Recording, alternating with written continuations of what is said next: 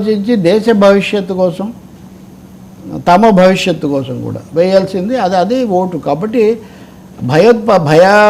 భయపెట్టకూడదు, లేదా కులాన్ని బట్టో, మతాన్ని బట్టో, ఒక నాయకుడిని బట్టో, లేకపోతే ఇంకెవడో అప్పుడు మనం ఇందాక చర్చించుకున్నట్టుగా సినిమాలను బట్టో. అవును, సినిమా బాగుంటే సినిమా ఇంకో 4 సార్లు చూడవచ్చు. నేను అలా 20 సార్లు చూసిన సినిమాలు కూడా ఉంటాయి. ఇప్పుడైతే ఇళ్ళలోనే వస్తున్నాయి అనుకోండి. కాబట్టి అది వేరు, మళ్ళీ ఇది వేరు. సో ఏ నిర్ణయం ఎక్కడ తీసుకోవాల్సిన నిర్ణయం, మీరు గుళ్ళో తీసుకునేది గుళ్ళో, బళ్ళో తీసుకునేది బళ్ళో, రోడ్డు మీద తీసుకునేది రోడ్డు మీద తీసుకుంటారు కదా. కాబట్టి ఇక్కడ ఓటు అనేది మీరు రాజ్యాంగబద్ధంగా రాజకీయంగా ఆలోచించి మీరు ఎవరికి అనుకూలం, ఎవరికి వ్యతిరేకంగా, ఎవరి ఇష్టాలు వాళ్ళకు ఉండొచ్చు. సో అలాంటి నిర్ణయం తీసుకోవాల్సినటువంటి అవసరం ఉంది. మూడోది, మొన్న ఒక సమస్య వచ్చింది, డబ్బు. ఈ పోస్టల్ బ్యాలెట్ కోసం డబ్బులు ఇవ్వడం ఇట్లాంటివి ప్రయత్నిస్తే ఎన్నికల సంఘం కొంతమందిని పట్టుకుంది. సో వాళ్ళకు నోటీసులు కూడా ఇచ్చారు. అదేదో ఓటు అనేటప్పుడు ఎవరో ఏదో తెచ్చిస్తారు, అది వచ్చిన తర్వాత వేస్తాము, ఎవరో ప్రలోభాలకు, లేకపోతే దీని మీద ఒక్కసారి ఇది 5 ఏళ్ల పాటు మొత్తం దేశం యొక్క, వ్యక్తి యొక్క భవిష్యత్తు నిర్ణయించే ఈ ఓటును ఏదో టెంపరీగా ఒక నోటు ఎంత ఇచ్చినా కానీ, ఒకవేళ ఎన్ని వేలు ఇప్పుడు చెప్తున్నారు 2,000, 3,000, 10,000 ఇచ్చారనుకుందాం, ఈ రోజు అదే ఎన్ని రోజులు ఉంటుంది అది, దాని గురించి పైగా దాంట్లో ఎన్నో మెలికలు ఉంటాయి. కాబట్టి అమ్ముకోవడము అనేది ఎంత మాత్రం కూడా సరిగా తిరస్కరించాలి. నేనైతే చూసా యాక్చువల్గా మొన్న ఒక ఇంటికి నోటీస్ కట్టారంట, ఇక్కడ ఓట్లు అమ్మబడవు, మీరు రాకండి అని చాలా ముందే నోటీసు వాళ్ళు పెట్టేశారంట. అది ఆదర్శంగా తీసుకోవాలి అందరూ. దాని మీద నేను ఒక కవిత కూడా రాసా యాక్చువల్గా. ఇలా చేస్తే ప్రతి ఇంటికి కూడా ఇది ఓట్లు అమ్మబోమంటూ ప్రతి ఇంటికి బోర్డు, ఓట్లు అమ్మబోమంటూ ప్రతి ఇంటికి బోర్డు, అతికిస్తే మాయదారి బేహారులు క్లీన్ బౌల్డ్. ప్రతి వాళ్ళు ఇలాంటి బోర్డు ఒకటి అంటిస్తే క్లీన్ బౌల్డ్, వాడు అక్కడే ఇంటికి వెళ్ళిపోతాడు. డబ్బుతోటి అధికారం కారు చౌక వ్యవహారం. డబ్బుతో అధికారం కొనుక్కోవచ్చు అనుకోవడం చాలా కారు చౌక వ్యవహారం.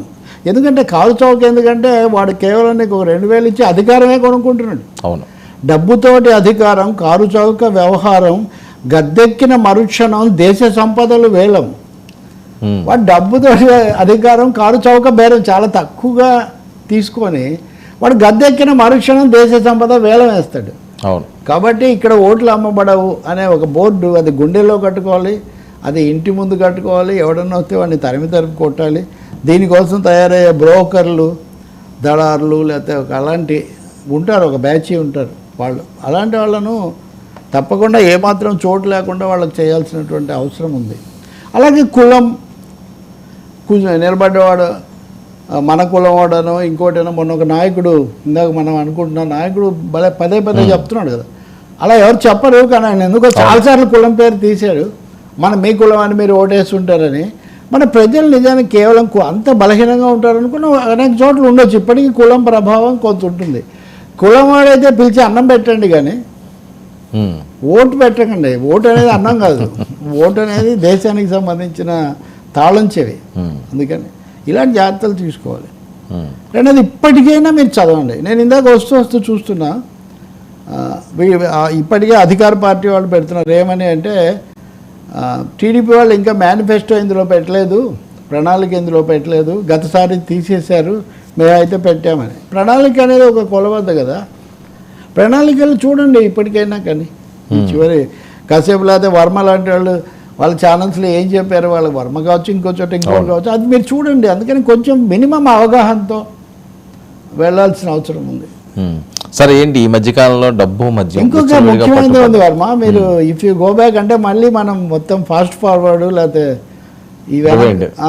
రివైండ్ చేస్తే, తెలంగాణలో ఓటర్లందరినీ ఆంధ్రలో చేస్తున్నారు, లేదా అక్కడ ఇదంతా చాలా పెద్ద రాకెట్ నడుస్తుందని ఒక హడావుడి జరిగింది.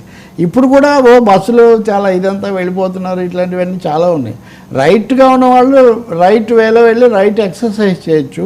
ఇలా లేనిపోనివి చేసి ఇలాంటి వాళ్ళ చిక్కుల్లో పడకుండా ఉండడం కూడా చాలా అవసరం. ఎక్కడ హక్కు ఉందో అంతవరకు దాన్ని చేయటం, అంతవరకే. సరే, ఇక్కడ ఎన్నికలు జరుగుతున్నాయి, అక్కడ జరుగుతున్నాయి. మొన్న పరిస్థితి వేరు, మన తెలంగాణ జరిగిన. సో దీనివల్ల ఏమన్నా ఓటు శాతం తగ్గే అవకాశం అది ఉంటుందా? అంటే 2 చోట్ల కూడా చాలా మందికి ఓట్లు ఉన్నాయని. అంటే ఇప్పుడు అదే కదా, ఏపీ మీరు పెట్టిన వాటిలో ఏపీకి వెళ్ళే దారుల్లో భారీగా ట్రాఫిక్ జామ్, ప్రయాణికులతో క్రిక్కించిన జేబీఎస్ ఇవన్నీ మీరు పెడుతున్నారు కదా. నిజమే అది. రెండు రాష్ట్రాలు ఇప్పటికి కూడా అన్నదమ్ములాగా అక్క చెల్లెలాగా ఉండేవి కాబట్టి ఇంకా ఇక్కడ ఉన్న వాళ్ళు అక్కడ ఉన్న వాళ్ళు కూడా ఉంటారు. రెండు ఒకేసారి రోజు పెట్టడంలో ఎన్నికల సంఘం తీసుకున్న వ్యూహం కూడా అదే. ఇది ముందు ఇక్కడ తిని ఈ బంతిలో తిని మళ్ళీ వెళ్ళి ఆ బంతిలో కూర్చునే ఛాన్స్ లేకుండా రెండు బంతులు ఒకటేసారి పెట్టి ఒకరొకరికి కనబడేట్టుగా చేద్దామనే ఒక ఇది ఉన్నట్టుగా ఉంది. అయితే అసెంబ్లీ ఎన్నికలు కాబట్టి కొంచెం దానికి ప్రిఫరెన్స్ ఇచ్చే అవకాశం కూడా ఉండొచ్చు. ఏదైనా సామూహికంగా అయితే ఖాళీ అయ్యే పరిస్థితి కొంచెం దీనివల్ల కొద్దిగా నివారించబడుతుంది.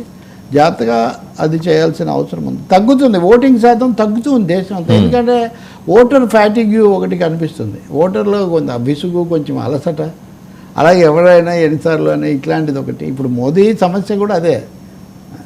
అదొక ఇంటర్నేషనల్ ఇష్యూ. నేను ఎన్నిసార్లు ఎందుకు రెఫర్ చేస్తున్నానంటే రాయిటర్స్ ఇచ్చి అందరు స్టోరీస్ వేస్తున్నారు. ఇంకా రాయిటర్స్, అల్ జజీరా, ఎకనమిస్టు, గార్డియన్ వీళ్ళందరూ కూడా దీని మీద అంత చర్చ చేస్తున్నారు. వై ఇంత కీన్లీ కంటెస్టెడ్ ఎలక్షన్లో పోలింగ్ శాతం ఒక 60-70 దాకా పోవట్లేదు. అవును, ఈ దేశంలో 80% పైన ఎన్నికలు పోలింగ్ జరిగిన రోజులు కూడా ఉన్నాయి. ఇప్పుడు 64, 67. మన తెలంగాణలో కూడా పోలింగ్ శాతం తక్కువ ఉండింది చాలా చోట్ల. సో పోలింగ్ శాతం పెంచాల్సిన అవసరం. ఈసారి మీ అంచనా ప్రకారం ఆంధ్రప్రదేశ్లో పోలింగ్ శాతం పెరిగే అవకాశం ఉంటుందంటారు? అందులోని ఎండలు ఇవన్నీ కూడా